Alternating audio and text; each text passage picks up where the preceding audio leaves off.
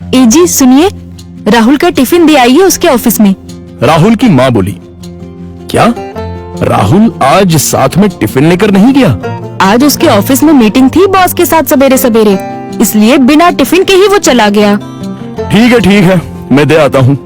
राहुल के पिता तैयार होने के लिए कमरे में चले गए। एक दिन पहले, माँ, मेरे दोस्त के पिताजी भी टीचर थे। उन्होंने देखो कैसे आलीशान बंगला खरीदा है। नहीं तो मेरे पापा, हम आज भी इस किराए के मकान में रहते हैं। राहुल गुस्से से बोला। राहुल, तुम्हें पता नहीं शायद, पर तुम्हारे पापा घर में सबसे बड़े थे, इसलिए 2 बहन और 2 भाइयों की शादी उन्हें ही करनी थी, और साथ में तुम्हारी पढ़ाई का खर्चा, और तुम्हारी बड़ी बहन की शादी भी तो थी। किसने किया ये सब? क्या फायदा इन सब का? उनके भाई बहन अब बंगले में रहते हैं। कभी उन्होंने सोचा है कि अपना भाई किराए के मकान में रहता है तो उसके लिए एक छोटा सा घर खरीद के दे दे? ये सुनकर माँ की आंखों में आंसू आ गए। उन्हें समझ नहीं आ रहा था कि जन्म दिया बेटा अपने बाप के बारे में ऐसी बातें कर रहा है। फिर माँ बोली, तुम्हारे पिता ने अपना कर्तव्य निभाया, अपने भाई बहनों से कभी किसी चीज की उम्मीद नहीं की। राहुल पागलों जैसा बोल रहा था। अच्छा वो ठीक है, पर पिताजी लड़कों की ट्यूशन लेते थे। उनसे अगर फीस लेते तो आज पिताजी पैसों की गद्दी पर सोते। आजकल के क्लास वाले देखो कैसे इंपोर्टेड गाड़ियों में घूमते हैं। लेकिन तुम्हारे पिता के कुछ उसूल थे, ज्ञान बांटने के, पैसे नहीं लेने के, इसलिए तो उन्हें ढेर सारे पुरस्कार भी मिले। पता भी है तुम्हें? ये सुनते ही राहुल जोर से चिल्लाया, क्या फायदा इन पुरस्कारों का? क्या उनसे हमारा मकान बनेगा? पड़े हैं धूल खाते उस कबाड़ खाने में, कोई नहीं पूछता है उनको। तभी दरवाजे की बेल बजती है। पिताजी ने अपनी बातें तो सुन नहीं ली ना। इस डर से राहुल का चेहरा उतर गया, लेकिन पिताजी किसी से बात किए बिना ही अपने कमरे में चले गए। ये था कल का झगड़ा, और आज मोहनलाल ने साइकिल को टिफिन लगाया और कड़ी धूप में राहुल के ऑफिस पहुंच गए। कड़ी धूप होने के कारण वो थक गए थे। ऑफिस पहुंचने पर उनको सिक्योरिटी गार्ड ने रोका। राहुल सर को टिफिन देना था, क्या मैं अंदर जा सकता हूं? मोहनलाल ने पूछा। अभी नहीं दे सकते, वो बॉस के साथ मीटिंग में है। जब मीटिंग खत्म होगी तब दे देना। चलो यहां से हटो, बॉस तुम्हें देखना नहीं चाहिए।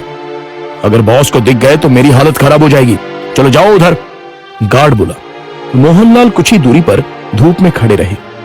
मीटिंग 1 घंटे से ऊपर तक चली। उनके पैर में दर्द होने लगा। तभी ऑफिस के केबिन का दरवाजा खुलने की आवाज आई। बॉस के पीछे पीछे राहुल भी आया। धूप में खड़े हुए पिताजी को देखकर वो मचलाया। चलते चलते बॉस की नजर मोहनलाल पर पड़ गई। गाड़ी में बैठने की बजाय वो वहीं खड़े रहे। वो सामने धूप में कौन खड़ा है? उन्होंने गार्ड से पूछा। अपने राहुल साहब के पिता हैं, टिफिन देने आए थे।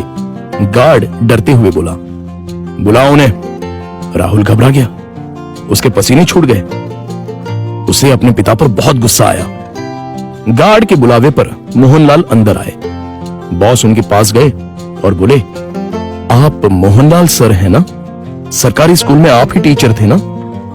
हाँ, पर आप कैसे पहचानते हैं मुझे? कुछ समझने से पहले ही बॉस ने मोहनलाल के पैर छुए। राहुल और सब लोग ये देखकर हक्का बक्का रह गए। सर, मैं विजय, आपका स्टूडेंट था। आप मुझे पढ़ाने के लिए घर आते थे। हाँ, याद आया। बाप रे, तुम तो बहुत ही बड़े हो गए हो। विजय मुस्कुराया और बोला, सर आप यहाँ धूप में क्या कर रहे हैं? चलिए अंदर बैठते हैं, बहुत सारी बातें करनी है आपसे। सिक्योरिटी, तुमने इन्हें अंदर क्यों नहीं बिठाया? सिक्योरिटी ने शर्म के मारे गर्दन नीचे कर दी और बोला, सॉरी सर, गलती हो गई। इस पर मोहनलाल बोले, इसमें इसकी कोई गलती नहीं है, आपको डिस्टर्ब ना हो इसलिए मैं ही बाहर खड़ा हुआ था। ओके। विजय ने मोहनलाल का हाथ थामा और उनको अपने केबिन ले गया। बैठिए सर, अपने कुर्सी की तरफ उंगली करते हुए विजय बोला। नहीं, ये कुर्सी तो तुम्हारी है। मोहनलाल हिचकिचाहट से बोले, सर आपकी वजह से ही तो ये कुर्सी मुझे मिली है, इसलिए इस पर सबसे पहले आपका हक बनता है। विजय ने जबरदस्ती मोहनलाल को अपनी कुर्सी पर बिठाया। शायद आपको पता नहीं, लेकिन अगर सर नहीं होते तो आज ये कंपनी नहीं होती और मैं अपने पिता के साथ उनकी दुकान में बैठा रहता। विजय ने अपने साथियों से कहा। राहुल और मैनेजर आश्चर्य से देखते ही रह गए। स्कूल के टाइम मैं एक एवरेज स्टूडेंट था, मुझे पढ़ाई में दिलचस्पी नहीं थी। मार्क्स कमा रहे थे, इसलिए मेरी माँ मुझे सर के पास उनके घर ले गई और ट्यूशन लेने के लिए कहा। पर सर के घर पर जगह नहीं थी, इसलिए वो हमारे घर आकर मुझे पढ़ाने लगे। लेकिन सर ने कभी फीस नहीं ली। सर के पढ़ाने के तरीके से फिर धीरे धीरे मुझे पढ़ाई में रुचि आने लगी और मैंने 10वीं में दूसरा नंबर लाया। ये देखकर तो मैं हवा में उड़ने लगा।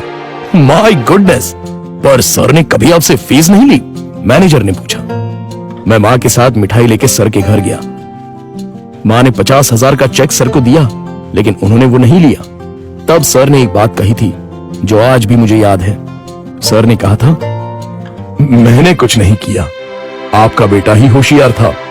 मैंने सिर्फ उसे रास्ता दिखाया है और मैं ज्ञान बेचता नहीं हूं, दान करता हूं। फिर मैंने 12th करने के बाद MS किया और अमेरिका जाकर पढ़ाई की और वापस आने के बाद ये कंपनी स्टार्ट की। एक पत्थर